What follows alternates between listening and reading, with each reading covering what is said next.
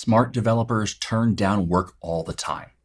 Good open source maintainers will often turn away a fully developed pull request for a new feature. Wise software development managers will build as little as possible in-house. But why? Well, it all comes down to opportunity cost. Let's talk about it in today's episode of DevQuestions.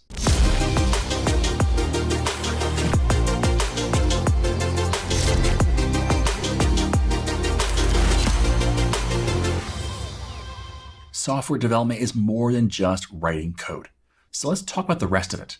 Specifically, let's talk about opportunity cost. Now, too often, we look at a decision on its own. We ask, is this a good thing or a bad thing on its own? And we base our answer off of the specific thing we're looking at. But that's not how the real world works. We need to look at the bigger picture for anything we do. Here's a quick example. When I was a kid and I had a little bit of money and I went to the toy store, man, it was like the whole world was in front of me, right? There were so many different things that I wanted to buy.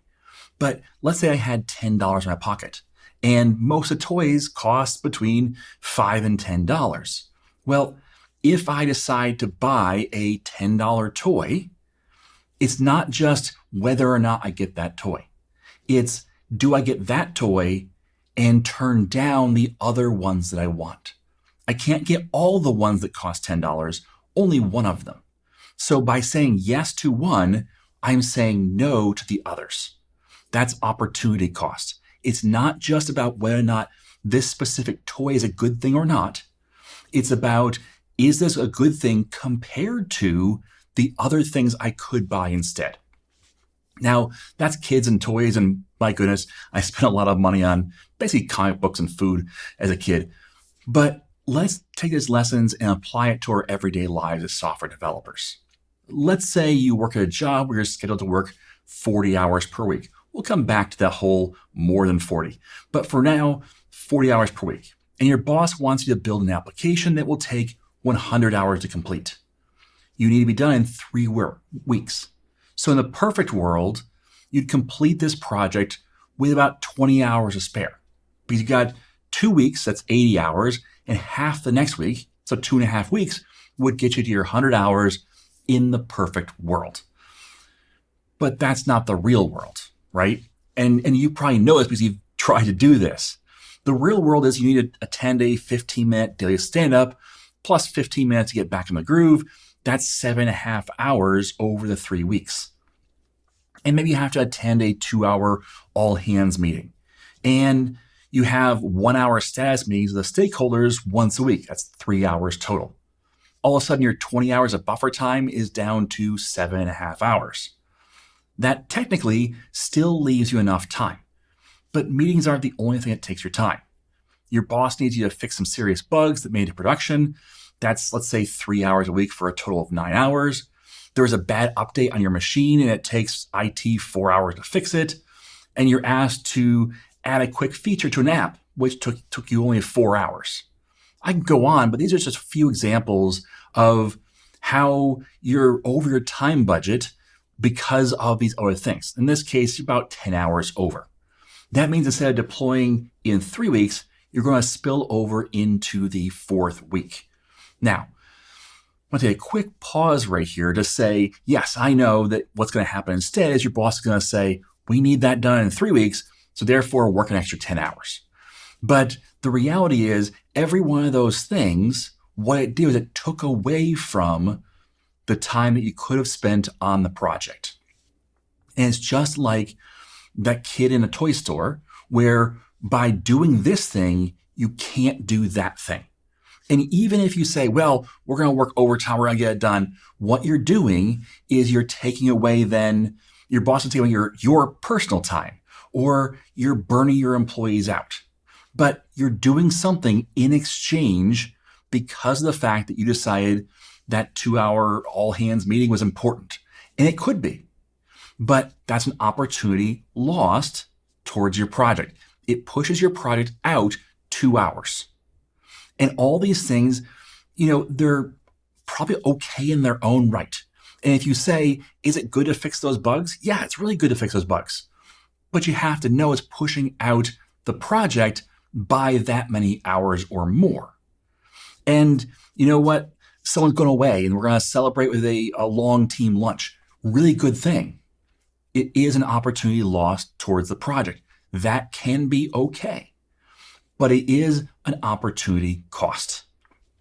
So every decision we made had an opportunity cost. And because you're fixing those critical bugs, the time frame for launching your app got pushed back. So again, bosses can try to make you work more, and there can be some of this pressure. And this is what happens a lot of times. But at some point, you can't go any further, right? You cannot keep pushing employees to work 80 hours a week. At some point, the decisions you make impact the date at which something can be shipped. You can't just say forever, well, I don't care, it's all a top priority. So how should we understand opportunity costs and how it affects software developers? Well, we need to learn to say no in order to say yes to something better. Now, again, you cannot control everything.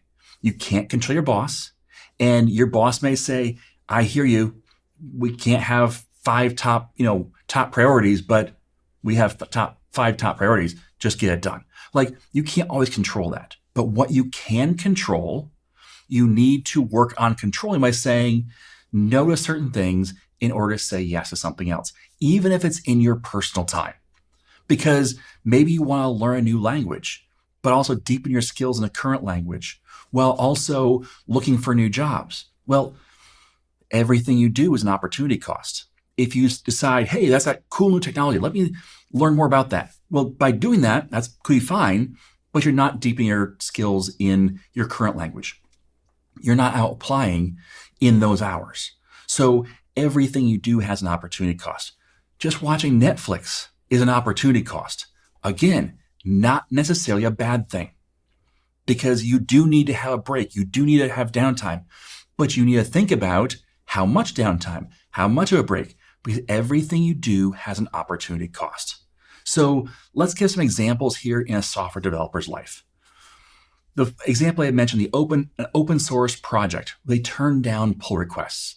It may feel like that's a bad thing. Like, I just gave you free work. I just built a new feature which your app definitely needs or your project definitely needs, and you decide not to implement it. All you have to do is hit merge and it's done. Well, the reality is, no, that's not true. Because first of all, that pull request has to be reviewed. And it probably has to have work put into it to make sure it's up to speed and it has the right formatting and it's going to merge with the rest of the code and it doesn't have duplicate code or bad code or anything else. But even if all of that is done, they still may not want to merge it because it's still an opportunity cost. Every feature that you add to a project, every line of code you add to a project is another line of code or another feature you have to support long term.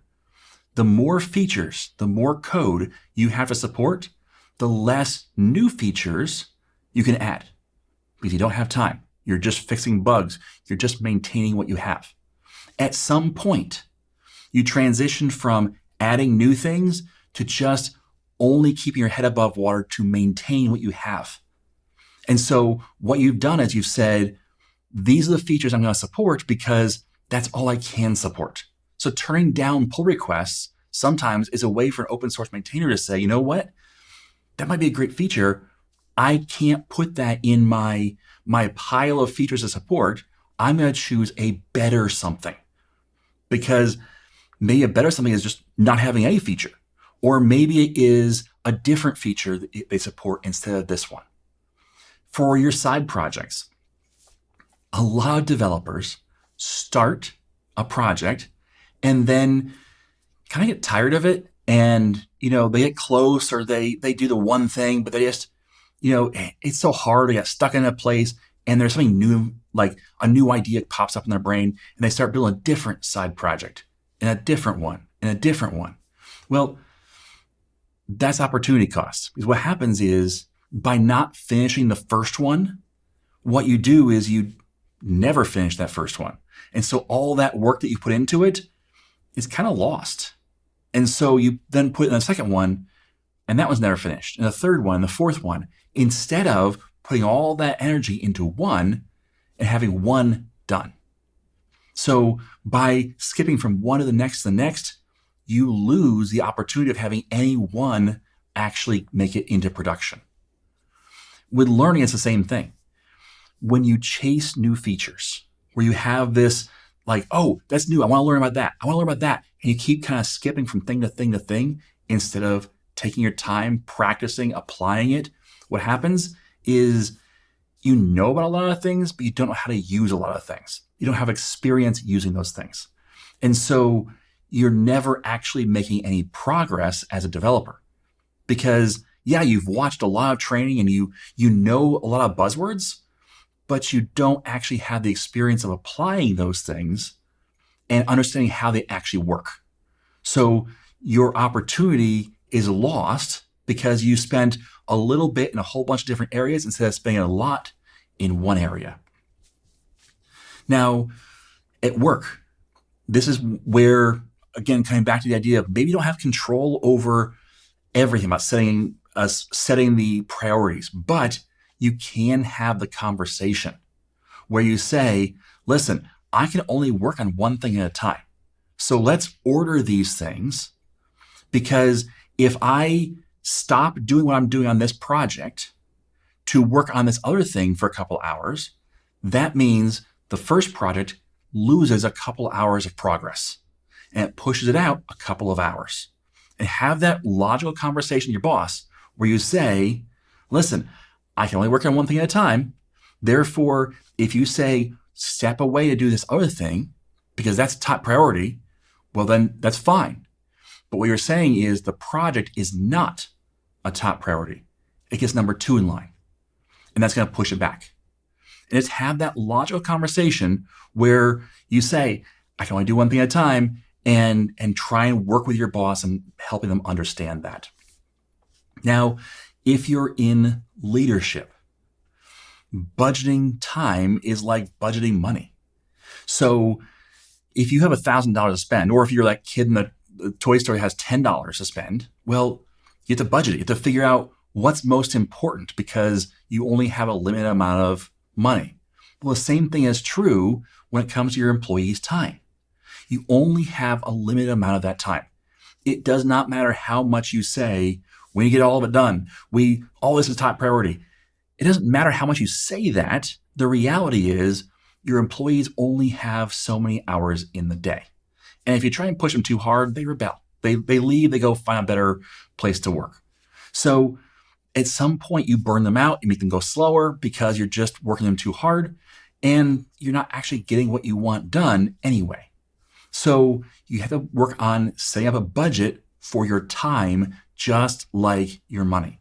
You just say, this is most important, then this, because that way you get the opportunity to do the best thing first and get something completed. So in general, ask yourself, what am I giving up in order to get this? Always ask yourself, what am I giving up in order to get this other thing? It can be good. It can be great, but you are giving up something. If you spend a day at the beach, that's great. I love going to the beach, but I also give up a day in the mountains, or I give up a day, working, or I give up a day, with my sons. Like, I'm giving up something that may be okay. And you may say that's the right choice for this day. But just know that everything you do means you're giving up something else. You're always going to pay the opportunity cost. The only question is if you're going to do it intentionally or if you're going to do so randomly and inefficiently. Because if you don't choose, then it just happens. So the more efficient you can be about choosing the best thing over just good things, the better off you will be. Make sure to look for what is the opportunity cost and what am I willing to pay. All right? Thanks for listening. And as always, I am Tim Corey.